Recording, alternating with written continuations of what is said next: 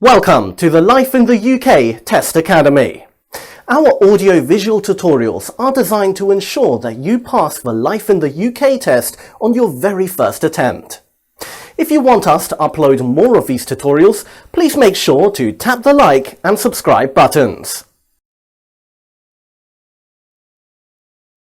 Romans and Anglo Saxons. Britain has a long history of people migrating into the UK. The Romans and the Anglo Saxons were some of the first people to make the UK their home. In this lesson, we will learn more about how the Romans and the Anglo Saxons changed Britain. Julius Caesar led a Roman invasion of Britain in 55 BC. This was unsuccessful, and for nearly 100 years, Britain remained separate from the Roman Empire. In AD 43, the Emperor Claudius led the Roman army in a new invasion. This time there was resistance from some of the British tribes, but the Romans were successful in occupying almost all of Britain. One of the tribal leaders who fought against the Romans was Boudicca, the Queen of the Iceni, in what is now eastern England. She's still remembered today, and there's a statue of her on Westminster Bridge in London, near the Houses of Parliament. Areas of what is now Scotland were never conquered by the Romans, and the Emperor Hadrian built a wall in the north of England to keep out the Picts, ancestors of the Scottish people. Included in the wall were a number of forts. Parts of Hadrian's wall, including the forts of the Housesteads and Vindolanda, can still be seen. It's a popular area for walkers and is a UNESCO, United Nations Educational, Scientific and Cultural Organization, World Heritage Site. The Romans remained in Britain for 400 years. They built roads and public buildings, created a structure of law, and introduced new plants and animals. It was during the 3rd and 4th centuries AD that the first Christian communities began to appear in Britain.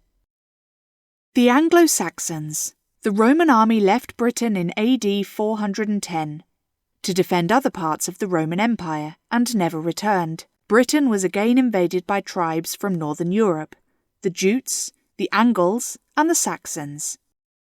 The languages they spoke are the basis of modern-day English.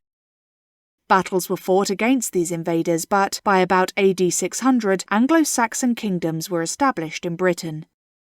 These kingdoms were mainly in what is now England. The burial place of one of the kings was at Sutton Hoo, in modern Suffolk. This king was buried with treasures and armour, all placed in a ship, which was then covered by a mound of earth. Parts of the west of Britain, including much of what is now Wales and Scotland, remained free of Anglo-Saxon rule. The Anglo-Saxons were not Christians when they first came to Britain, but during this period, missionaries came to Britain to preach about Christianity. Missionaries from Ireland spread the religion in the north. The most famous of these was St. Patrick, who would become the patron saint of Ireland, and St. Columba, who founded a monastery on the island of Iona, off the coast of what is now Scotland. St. Augustine led missionaries from Rome who spread Christianity in the south. St. Augustine became the first Archbishop of Canterbury. Now that we've finished this chapter, let's take a look at some questions based on the material we have just covered.